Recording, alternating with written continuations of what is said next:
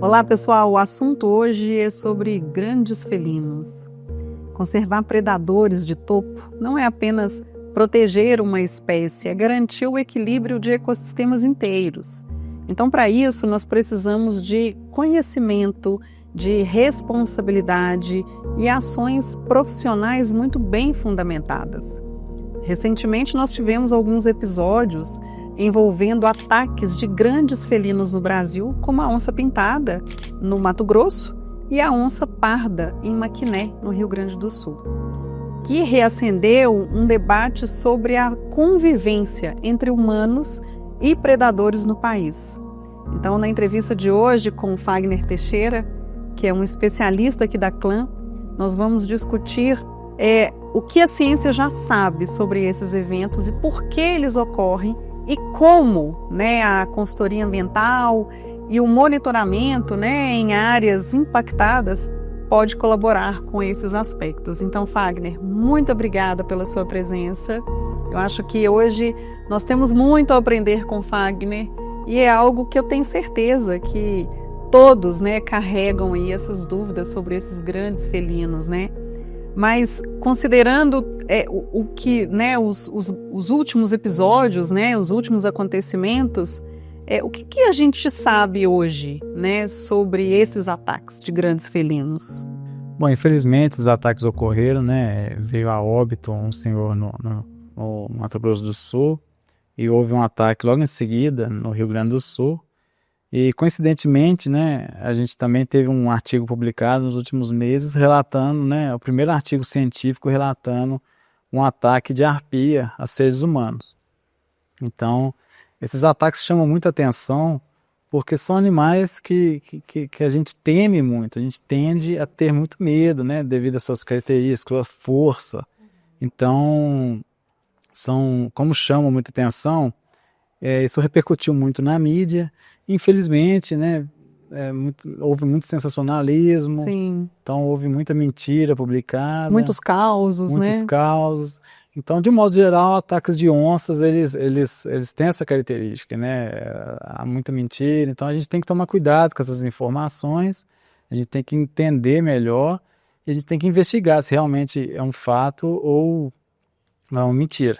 Porém, esses ataques de onça-pintada a seres humanos, eles são extremamente raros. A gente tem muita história, a gente tem muitos relatos, mas a gente sabe que esses ataques eles são raros. Eles são raros em função da característica mesmo desse característica felino? desse animal. Quando nós comparamos com outros animais do grupo, por exemplo, tigres, leões, leopardos, animais da África e da Ásia, a onça-pintada está entre a espécie que é mais mansinha, digamos assim, que menos ataca seres humanos. Sim. Então, é um animal que tem uma convivência boa com o ser humano. Os conflitos geralmente são mais pela predação de gado, e poucos ataques seres humanos. Mas elas se alimentam de gado? Elas se alimentam de gado, ela tem esse comportamento de se alimentar de gado. Sim. Isso é uma constatação e isso ocorre há muitos anos no Pantanal. Uhum. Mas no caso, então, dessas que houve aí o ataque e que foi constatado, a constatação real, do ataque aí ao humano, você acredita, então, que isso pode ter sido em função, por exemplo, de turismo? Porque a gente sabe que hoje existe,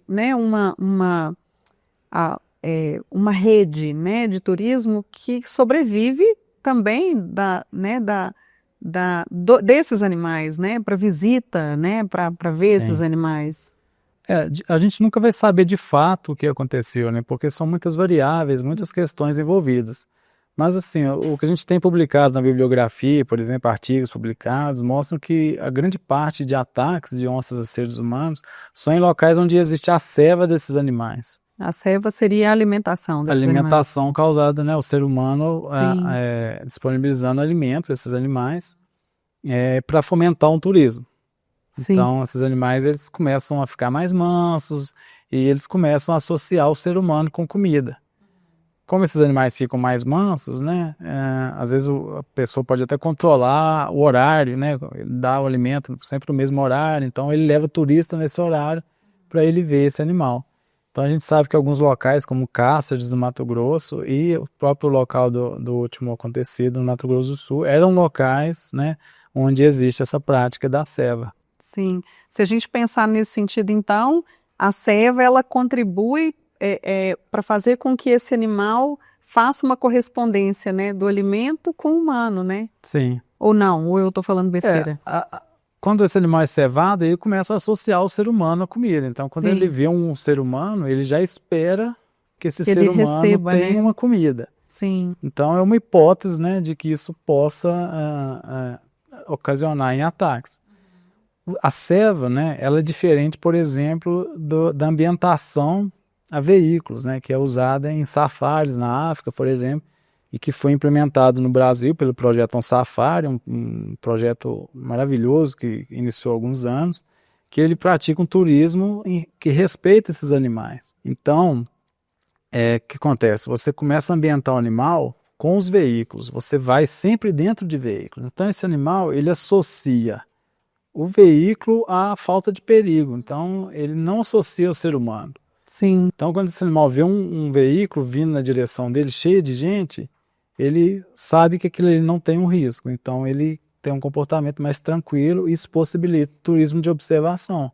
Já quando você serve esse animal, quando ele vê um ser humano, ele já fica esperando comida. Sim. E isso é por isso que aí começa a ter um descontrole aí, né? começa a ter um descontrole e um Então, risco. é legal você colocar isso, porque também acho que é uma dúvida minha e de todos. O turismo, então, de observação de animais, ele é legal? O turismo é extremamente importante, né? Até porque ele ajuda aí na subsistência, né, de algumas Exatamente. comunidades, né? Ou seja, existe um impacto social muito grande, né? Exatamente, o que acarreta na conservação dessas espécies. Sim. Antigamente se tinha o hábito de matar esses animais quando eles predavam o gado, porque isso causa um problema econômico. Sim. Mas depois se viu que quando você trata esses animais com respeito, você tem uma lucratividade muito maior com o turismo. Então você tem vários exemplos no Pantanal de fazendas que associam a produção de arroz e a pecuária à observação de onças. Legal, bacana.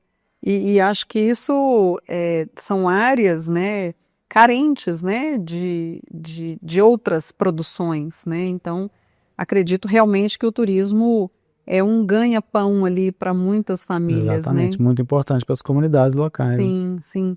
Agora, além disso, além do turismo, né, além de tudo que a gente falou aqui da importância desses animais, a gente sabe que ele tem uma importância no ecossistema, né? Aliás, todos os animais, a natureza é muito perfeita, né? Cada um dentro da sua função ali. E o que está faltando hoje, eu acredito que seja esse equilíbrio, né? Mas qual que é a função desses animais no nosso ecossistema hoje? Sim. Bom, nós temos que pensar que a natureza é um emaranhado de interações entre animais e plantas, entre seres vivos de modo geral. E as onças pintadas, né, por exemplo, e as onças pardas, elas são predadores de topo. Então são predadores que controlam essas espécies dentro desse emaranhado. Então elas controlam populações de espécies que consomem outras espécies. Sim. Então quando você retira um predador do ambiente, a tendência da população dessa presa dela, que não tem mais um predador, é crescer até que se tenha alimento. Sim. Então isso causa um desequilíbrio, né? E eles vão consumindo alimento e outras espécies podem sofrer no meio disso tudo. E isso impacta diretamente os seres humanos, né? Afinal, nós precisamos de polinizadores, precisamos de nascentes, precisamos de um clima bom. Então, é uma engenharia muito perfeita, exatamente, né? É o ciclo da vida, né? Exatamente. Assim, eu aprendi isso no filme do Rei Leão.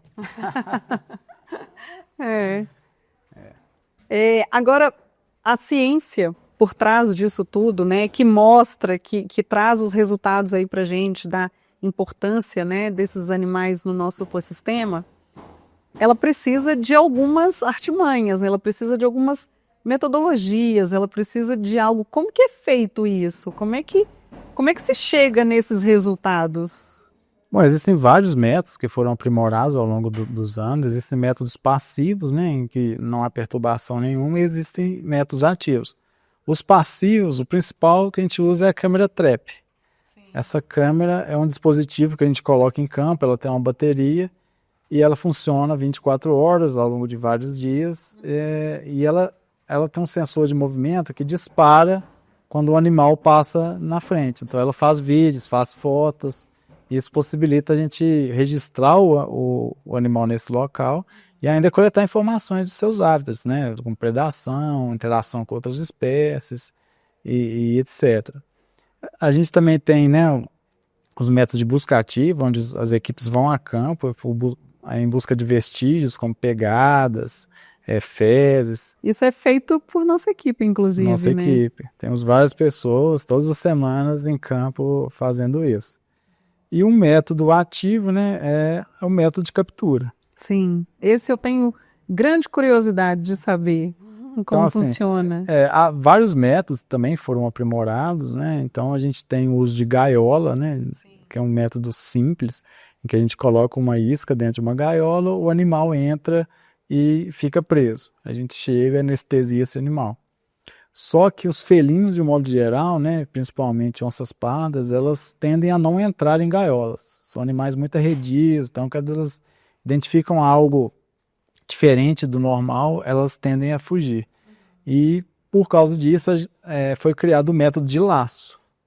O método de laço é um dispositivo que fica enterrado, né, no solo, camuflado, e quando esse animal passa, um cabo prende a pata dele.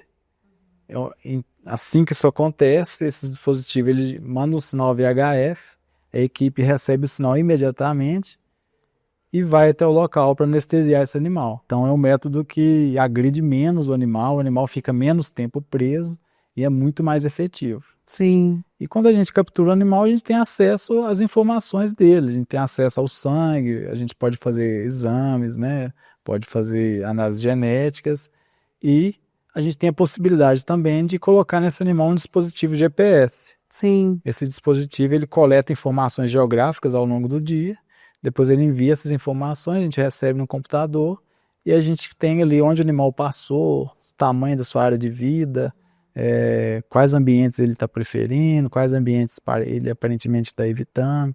Então são informações muito valiosas.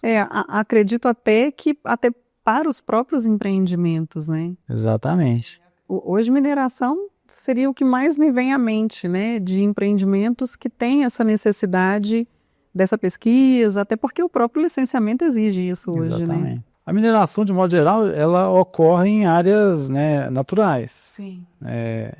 Então, são áreas que naturalmente têm animais. Então, esse tipo de monitoramento, ele nos permite avaliar, né, ao longo prazo, qual o comportamento desses animais e qual a influência desses empreendimentos sobre essas espécies. Então, quando a gente tem uma onça monitorada, por exemplo, a gente sabe onde que ela está passando, se à medida que uma cava está aumentando, esse animal ele tá saindo da área ou ele tá aceitando. Então, a gente já tem dados muito interessantes, nós temos vários animais, né, capturados e que estão enviando informações. Então, a gente coleta informações muito valiosas, né, que permitem, né, a gente tomar decisões também. Sim. Então, a gente pode, tornando a mineração mais sustentável. Sim. A gente pode propor medidas que beneficiem esses animais. Então, a gente sabe, por exemplo, até alguns estudos muito interessantes em Minas Gerais mesmo, que mostram que fragmentos pequenos, eles são muito importantes para onças pardas.